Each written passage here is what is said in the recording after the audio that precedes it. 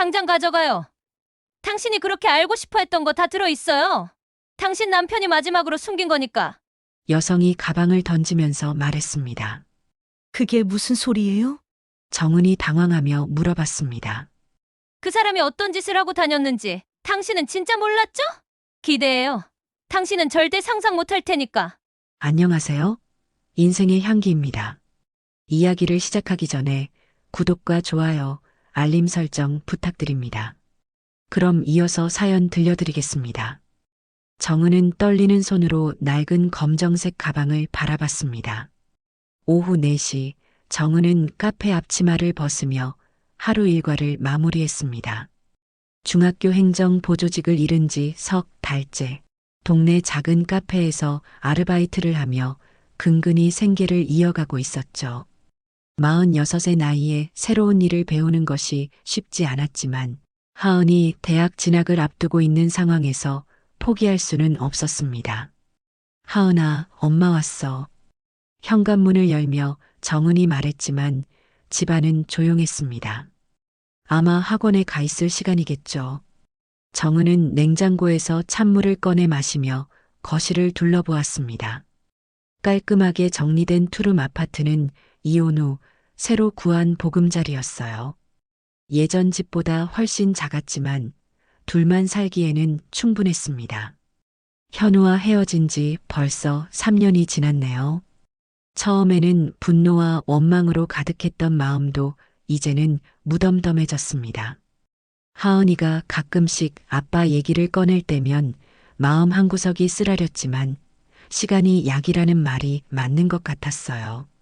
적어도 겉으로는 그렇게 보이려고 애썼죠. 현관 앞에 놓인 택배 상자가 눈에 들어왔습니다. 언제 배송된 건지 보낸 사람의 이름이 훼손되어 있었어요. 정은은 고개를 갸웃하며 상자를 들어 올렸습니다. 그리 무겁지 않았지만 크기가 제법 컸죠. 온라인 쇼핑몰에서 주문한 것도 없는데 이상했습니다. 뭐지? 정은이 혼자 중얼거리며 상자를 뜯어보았습니다. 안에는 낡은 검은색 여행용 가방이 들어 있었어요. 가죽 재질이었지만 곳곳이 해져서 오래된 티가 역력했습니다. 손잡이 부분에는 작은 흠집들이 여러 개 나 있었죠. 정은은 가방을 꺼내며 기억을 더듬어 보았습니다. 어디서 본 것 같은 느낌이 들었지만 확실하지 않았어요. 지퍼를 열자 오래된 종이 냄새와 함께 여러 가지 물건들이 보였습니다. 서류철, 편지들, 그리고 사진들이 가방 안에 가지런히 정리되어 있었죠. 첫 번째로 눈에 들어온 것은 노란색 봉투였습니다. 봉투 겉면에는 정은에게라고 손글씨로 적혀 있었어요. 그 글씨체를 보는 순간 정은의 심장이 빠르게 뛰기 시작했습니다. 분명히 현우의 글씨였거든요. 이게 무슨... 정은은 떨리는 손으로 편지 봉투를 들었습니다. 3년 동안 연락 한 번 없던 전 남편에게서 온 편지라니 믿어지지 않았어요. 하지만 그 익숙한 글씨체는 틀림없었습니다.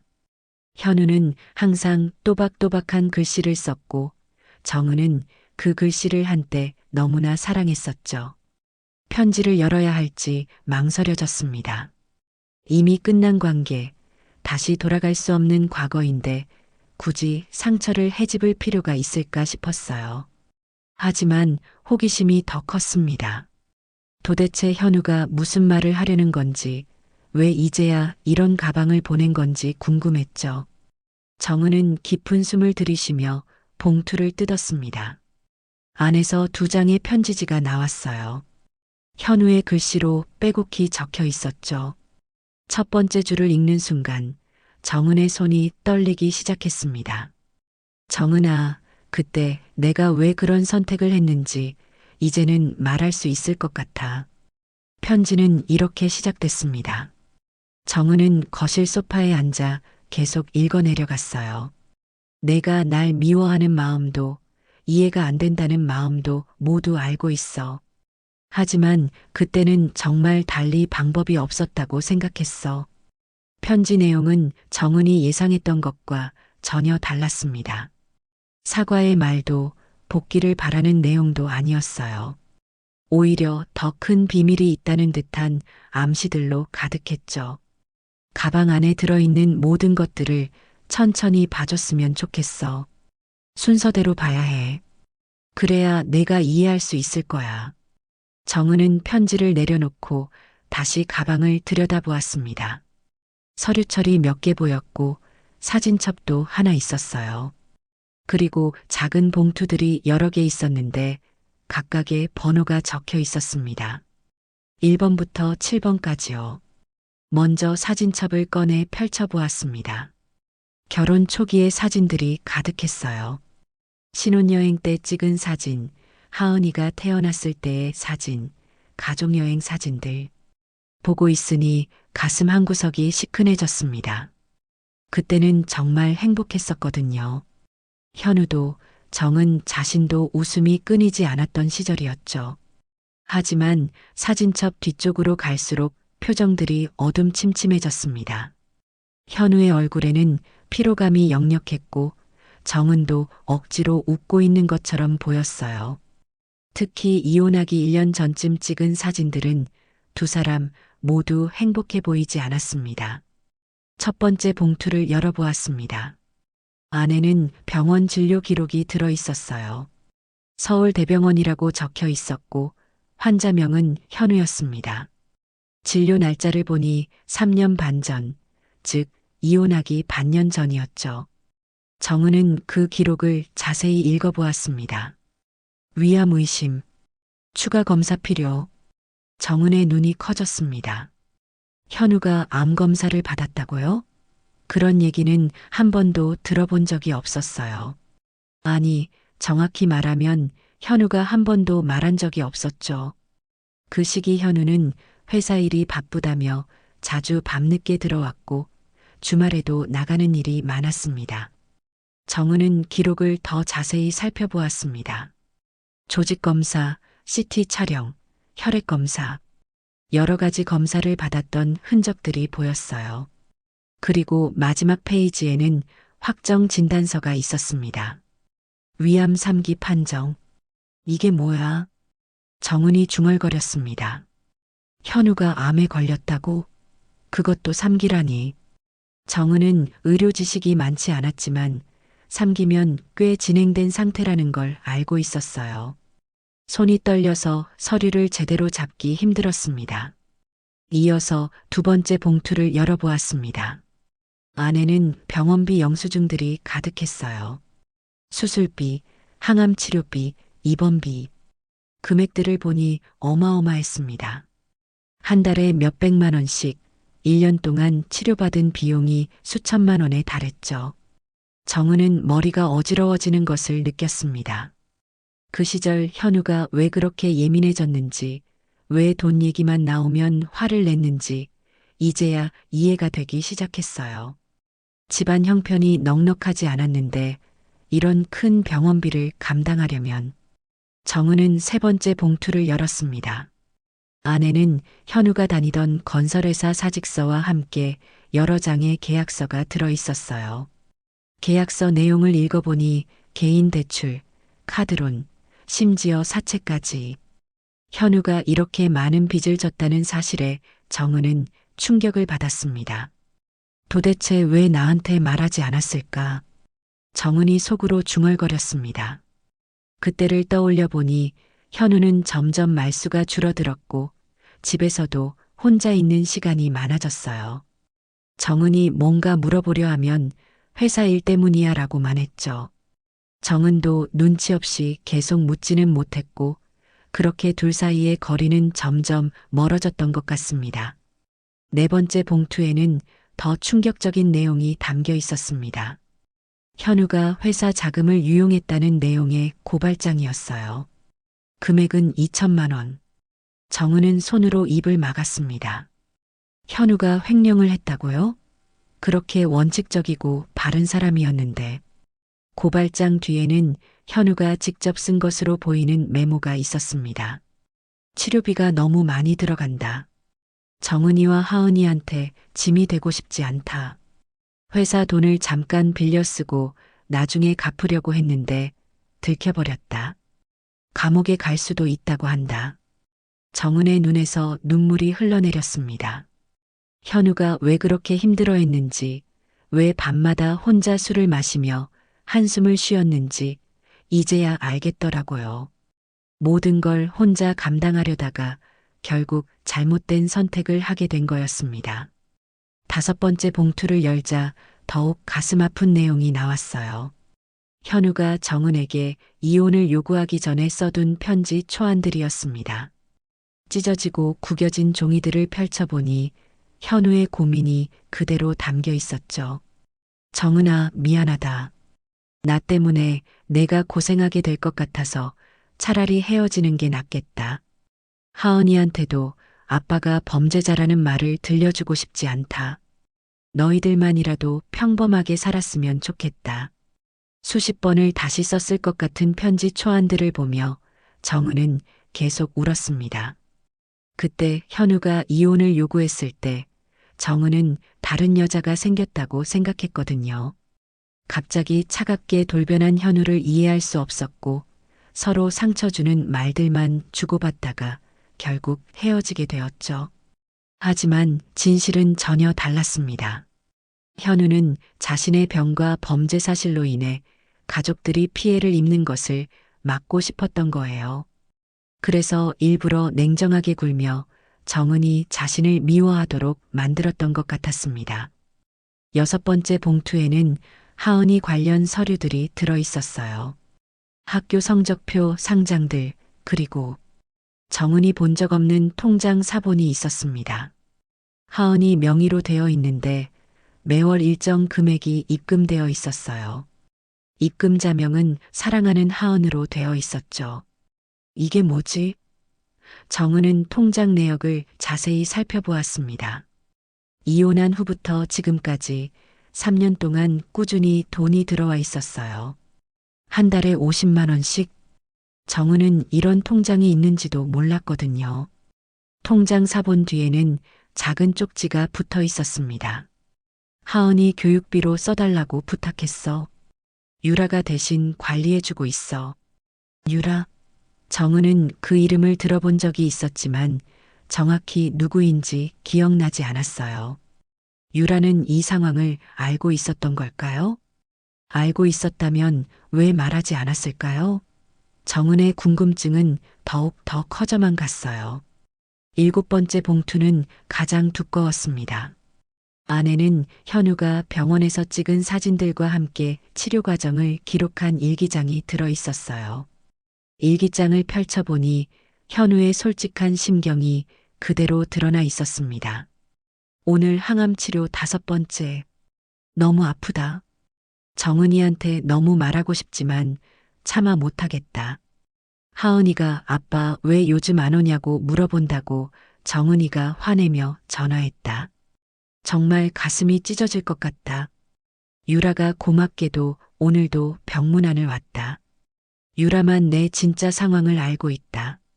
정은은 일기를 읽으며 현우의 마음을 이해하게 되었습니다. 동시에 유라라는 사람이 누구인지 더욱 궁금해졌어요. 분명 중요한 인물인 것 같았거든요. 정은은 가방 맨 아래에서 마지막 편지를 발견했습니다. 다른 편지들보다 두툼했고 봉투 겉면에는 마지막으로라고 적혀 있었어요. 손이 떨렸지만 정은은 용기를 내어 편지를 열었습니다. 정은아, 이 편지를 읽고 있다면 나는 이미 세상에 없을 거야. 미안하다. 정말 미안해. 편지는 현우의 마지막 고백으로 시작됐습니다. 내가 널 떠난 게 아니라 지키기 위해 멀어진 거였어. 그때는 그게 최선이라고 생각했는데 지금 보니 너무 이기적이었던 것 같아. 정은은 눈물을 닦으며 계속 읽어내려갔습니다. 현우는 편지에서 자신의 선택들을 하나하나 설명했어요.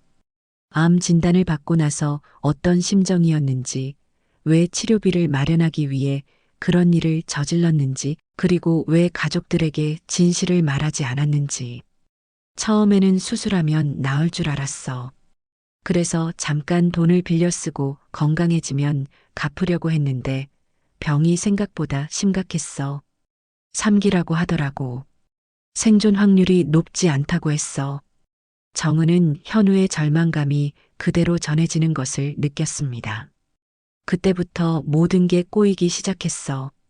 회사 일도 제대로 못하게 되고 치료비는 계속 들어가고 결국 회사 돈에 손을 댔어. 단 한 번만 정말 급한 상황에서. 하지만 그것도 들켜버렸지. 현우의 글씨가 점점 흐려져 보였어요. 아마 눈물을 흘리며 썼을 것 같았습니다. 편지 중간 부분에는 이혼 결정에 대한 현우의 심경이 자세히 적혀 있었습니다. 정은아, 내가 감옥에 갈 수도 있다는 얘기를 들었을 때 너와 하은이 생각밖에 안 났어. 너희들이 범죄자의 가족이라는 낙인을 받으며 살아가는 게 싫었어. 그래서 차라리 이혼해서 너희들만이라도 자유롭게 살게 해주고 싶었어. 정은은 편지를 읽으며 그때의 상황들을 다시 떠올렸습니다. 현우가 갑자기 이혼을 요구했을 때 정은은 정말 당황스러웠어요. 무슨 일인지 물어봐도 현우는 그냥 더 이상 같이 살고 싶지 않아라고만 했죠.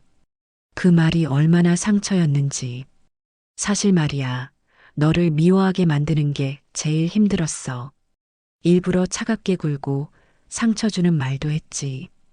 그래야 내가 나를 포기할 것 같았거든. 정말 미안해, 정은아. 너무 비겁했어. 현우의 진심이 고스란히 전해져 정은은 더욱 슬퍼졌습니다. 편지 뒷부분에는 현우의 투병 과정이 상세히 기록되어 있었어요. 수술은 잘 됐지만 전이가 있었어. 항암 치료를 받으면서 버텼는데 부작용이 너무 심했어. 머리카락도 다 빠지고 체중도 많이 줄었어. 다행히 유라가 옆에서 많이 도와줬어. 유라에 대한 언급이 계속 나오자 정은은 더욱 궁금해졌습니다. 유라가 내 이야기를 들어주고 위로해주는 사이가 됐어. 너랑 하은이 얘기도 많이 했지. 유라가 없었다면 혼자서는 견디지 못했을 거야. 정은은 복잡한 감정이 들었습니다. 질투라기보다는 고마움이었어요. 현우의 마지막 시간을 함께 해준 사람이 있었다는 게 다행이라는 생각이 들었거든요. 현우가 혼자 고통받지 않았다는 것만으로도 위안이 되었습니다. 유라에게 부탁했어. 내가 죽고 나면 너한테 이 가방을 전해달라고. 그리고 하은이 교육비도 계속 지원해달라고 했어. 내가 남겨둔 돈이 좀 있거든. 많지는 않지만 하은이가 대학 갈 때까지는 도움이 될 거야. 정은은 그제야 하은이 명예 통장의 정체를 알게 되었습니다. 편지 마지막 부분은 정은에게 하는 간절한 부탁으로 끝나 있었어요. 정은아, 너무 늦은 사과지만 정말 미안해. 그리고 고마워. 너랑 결혼해서 하은이를 낳고 행복했던 시간들이 내 인생에서 가장 소중한 기억이야. 나를 용서해달라고 하지는 않을게. 다만 하은이만큼은 잘 키워줘. 그 아이는 정말 소중하니까. 정은은 편지를 다 읽고 한참 동안 울었습니다. 미워했던 마음, 원망했던 감정들이 모두 슬픔으로 바뀌었어요. 현우가 얼마나 혼자 고생했을지, 얼마나 외로웠을지 생각하니 가슴이 미어졌습니다. 정은은 편지를 다시 읽으며 유라라는 이름을 곰곰이 생각해 보았습니다. 어디서 들어본 것 같은데 갑자기 기억이 떠올랐어요. 현우의 친동생이었죠. 결혼 초기에 몇 번 만난 적이 있었는데 그 후로는 연락이 끊어졌던 것 같았습니다. 맞다, 유라. 정은이 중얼거렸습니다. 현우보다 4살 어린 동생으로 간호대학을 다녔던 것으로 기억했어요. 조용하고 내성적인 성격이었는데 정은과는 그리 가깝지 않았죠. 현우가 가족들과 거리를 두는 편이었고 특히 결혼 후에는 친척들과의 만남도 줄어들었거든요. 정은은 현우의 편지에서 유라의 연락처를 찾아보았습니다. 편지 맨 마지막 페이지에 작은 글씨로 적혀 있었어요. 유라 연락처 010-5678-1234. 궁금한 게 있으면 연락해봐. 이 사람이 나보다 너희들 사정을 더 잘 알고 있을 거야. 정은은 휴대폰을 들고 한참 망설였습니다. 갑자기 연락해서 뭐라고 말해야 할지 모르겠더라고요. 하지만 궁금한 게 너무 많았어요. 현우의 마지막 모습은 어땠는지, 언제 돌아가셨는지, 그리고 왜 이제서야 이 가방을 보낸 건지. 용기를 내어 전화를 걸었습니다. 신호음이 몇 번 울린 후 조용한 목소리가 들려왔어요. 여보세요? 안녕하세요. 혹시 유라 씨인가요? 저 정은이에요. 현우 씨. 아, 정은 언니. 유라의 목소리가 급하게 바뀌었습니다. 오빠가 보낸 가방을 받으셨나 보네요. 사실 언제 연락이 올지 기다리고 있었어요. 정은은 유라가 이미 모든 걸 알고 있다는 사실에 놀랐습니다. 혹시 만날 수 있을까요? 궁금한 게 너무 많아서요. 네, 물론이죠. 저도 언니께 꼭 드리고 싶은 말씀이 있어요. 내일 오후에 시간 되세요? 다음 날 오후 정은은 유라와 동네 조용한 카페에서 만났습니다. 3년 만에 본 유라는 많이 달라져 있었어요. 예전보다 훨씬 말라 있었고 눈가에는 깊은 피로감이 서려 있었죠. 하지만 정은을 보는 눈빛은 따뜻했습니다. 언니, 정말 오랜만이에요. 유라가 먼저 인사를 건넸습니다.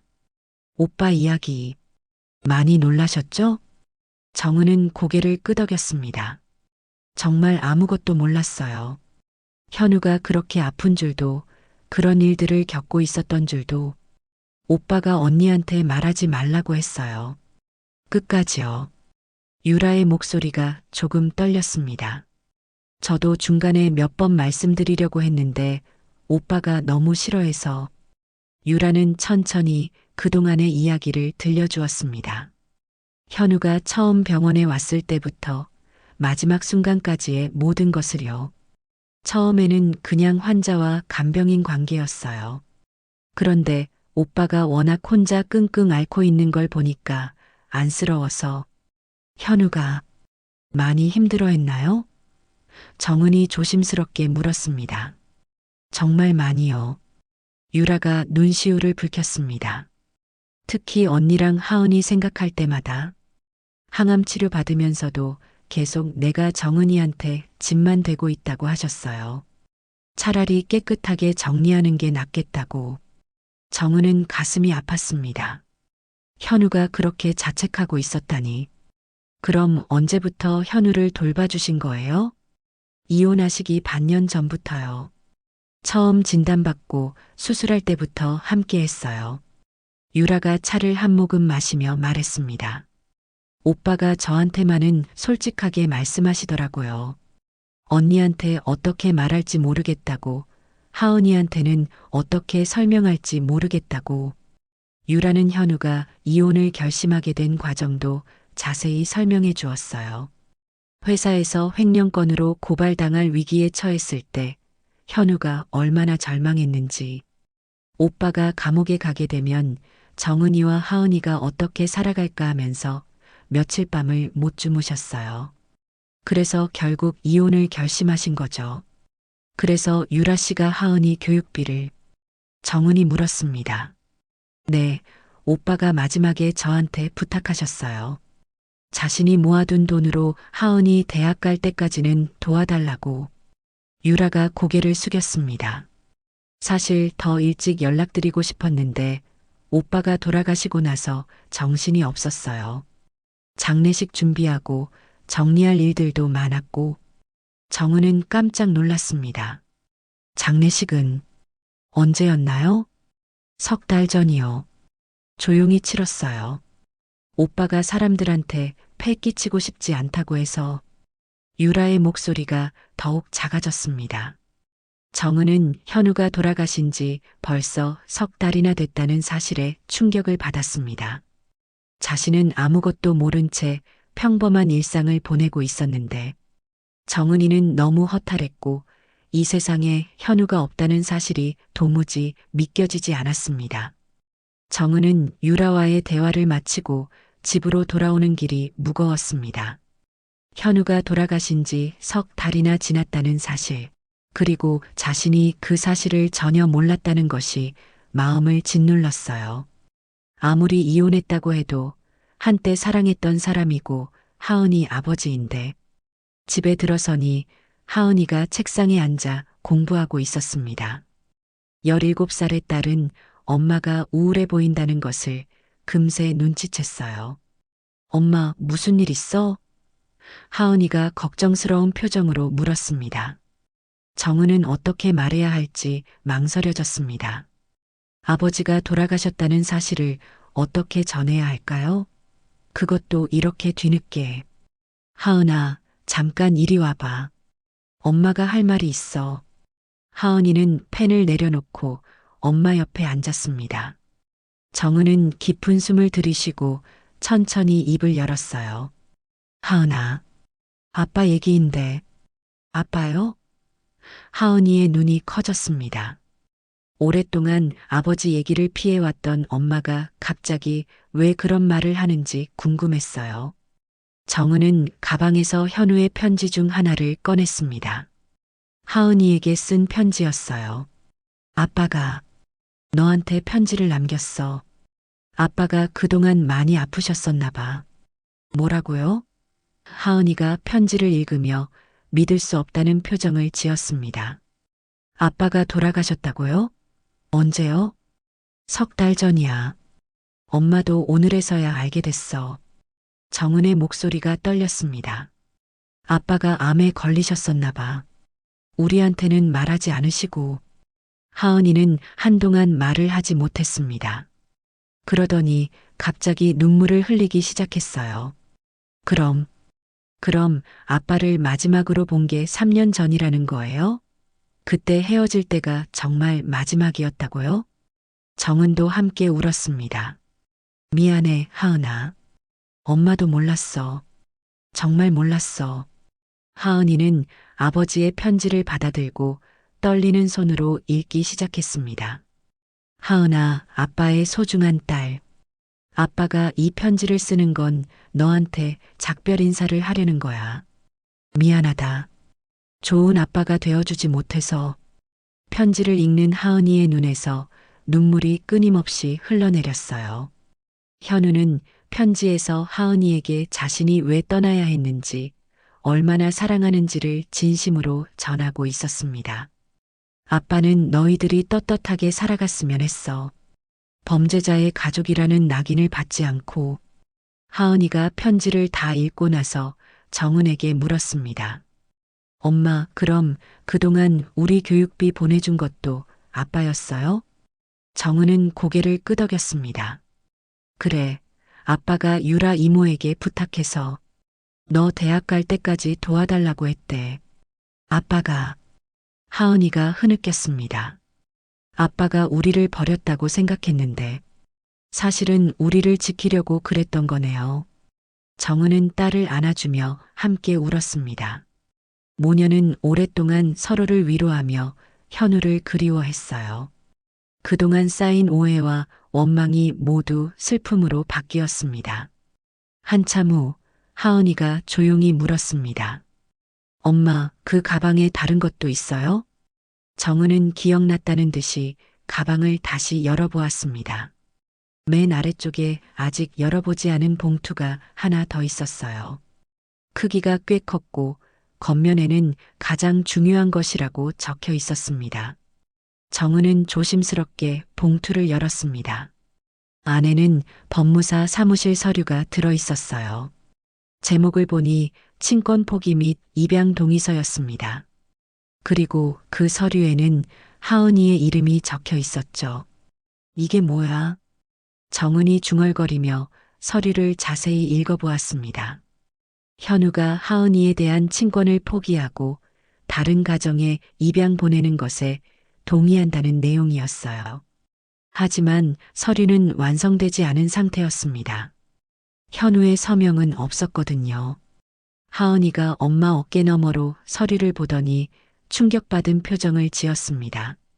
엄마, 아빠가 저를 입양 보내려고 했던 거예요? 정은은 서류 뒤에 붙어 있는 현우의 메모를 발견했습니다. 하은이를 좋은 가정에 보내는 게 맞을까? 하지만 정은이와 떨어뜨릴 수는 없지. 그래도 혹시 모르니까 서류만 준비해 두자. 정은이가 재혼하게 되면 그때 필요할 수도. 정은은 현우의 마지막 고민을 알 수 있었습니다. 딸의 장래를 위해 모든 가능성을 생각해 봤던 것 같았어요. 하지만 결국 서명하지 않았다는 것은 하은이를 엄마와 떨어뜨리고 싶지 않았다는 뜻이겠죠. 하은아, 아빠가 결국 서명하지 않았잖아. 너를 보내고 싶지 않으셨던 거야.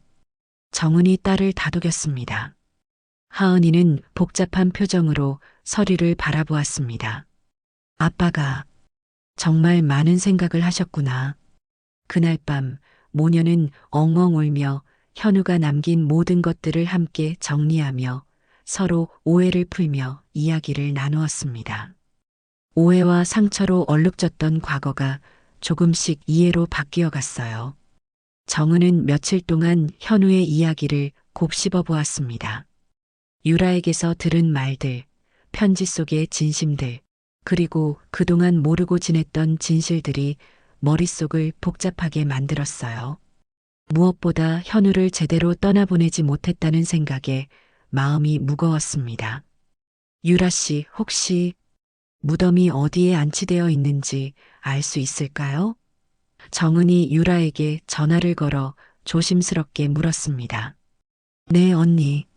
시립추모공원에 계세요. 언제든지 안내해 드릴게요.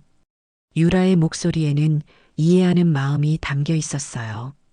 다음 날 오후 정은은 하은이와 함께 유라를 만나 현우의 무덤을 찾아갔습니다. 추모공원은 생각보다 조용하고 평화로웠어요. 가을 햇살이 나무들 사이로 스며들며 따스한 분위기를 만들고 있었죠. 저기에요. 유라가 작은 비석을 가리켰습니다. 사랑하는 남편이자 아버지 김현우라고 새겨져 있었어요. 비석 앞에는 국화꽃 몇 송이가 놓여 있었습니다. 정은은 비석 앞에 무릎을 꿇고 앉았습니다. 하은이도 엄마 옆에 조용히 자리를 잡았어요. 한동안 아무 말도 하지 못하고 그저 바라보기만 했습니다. 여보, 정은이 드디어 입을 열었습니다. 미안해. 정말 미안해. 왜 그때 내 마음을 알아주지 못했을까? 왜 조금만 더 관심을 가져주지 못했을까? 눈물이 흘러내리기 시작했어요. 너 혼자 그렇게 힘들어하고 있었는데 나는 그저 내 감정에만 빠져서 내가 왜 그렇게 변했는지, 왜 그렇게 아파했는지 전혀 몰랐어. 하은이도 아버지 비석에 손을 대며 말했습니다. 아빠, 저예요. 하은이. 그동안 아빠가 저희를 버렸다고 생각했어요. 정말 미워했어요. 하지만 이제 알겠어요. 아빠가 얼마나 저희를 사랑했는지. 딸의 말을 들으며 정은의 눈물은 더욱 많아졌습니다. 현우야, 하은이가 이렇게 잘 자랐어. 내가 걱정했던 것처럼 비뚤어지지 않았어. 착하고 씩씩하게 자랐어. 내가 자랑스러워할 거야. 유라도 함께 눈시울을 붉혔습니다. 오빠, 언니랑 하은이가 찾아왔어요. 이제 모든 걸 알게 됐어요. 언니가 오빠를 이해한다고 하세요. 정은은 현우에게 하고 싶었던 말들을 쏟아냈습니다. 그때 당신이 이혼하자고 했을 때 나는 정말 화가 났어. 무슨 일인지 말해달라고 했는데 끝까지 말하지 않았잖아. 그래서 더 서운했고 더 미워했어. 하지만 이제 알겠어. 내가 왜 그래야 했는지. 너는 끝까지 우리를 지키려고 했던 거구나. 혼자서 모든 걸 감당하려고 했던 거고. 정은의 목소리가 떨렸습니다. 하은이가 엄마 손을 잡았습니다. 엄마, 괜찮아요. 아빠도 이제 편안하실 거예요. 당신 정말 고생 많았어. 아파도 혼자 참고 힘들어도 혼자 견디고 우리한테는 짐이 되기 싫어서 그랬던 거지. 정은이 비석을 어루만지며 말했습니다. 유라가 조용히 말했습니다. 오빠가 마지막에 하셨던 말씀이 있어요. 정은이가 나를 용서해주지 않아도 괜찮다. 다만 하은이만큼은 아빠를 미워하지 않았으면 좋겠다고 하셨어요. 정은은 그 말을 듣고 더욱 슬퍼졌습니다. 바보야, 정말 바보야. 용서할 것도 없어. 내가 잘못한 게 뭐가 있어. 아픈 것도 내 잘못이 아니고 돈이 필요했던 것도 어쩔 수 없었던 거잖아. 우리가 함께 견뎠으면 좋았을 텐데. 나도 함께 아파하고 함께 걱정하고. 정은은 후회의 마음을 토로했습니다. 바람이 불어와 나뭇잎들이 바스락거렸습니다. 마치 현우가 대답하는 것 같았어요. 정은은 그 소리를 들으며 마음속으로 현우와 대화를 나누었습니다. 현우야, 이제는 편히 쉬어. 우리는 잘 살아갈 거야. 내가 남겨준 사랑으로, 내가 보여준 희생 정신으로. 하은이도 훌륭하게 키울게. 내가 걱정하지 않아도 되도록. 하은이도 아버지에게 말했습니다. 아빠, 저 대학 열심히 다닐게요. 그리고 좋은 사람이 될게요. 아빠처럼 가족을 사랑하는 사람으로 자랄게요.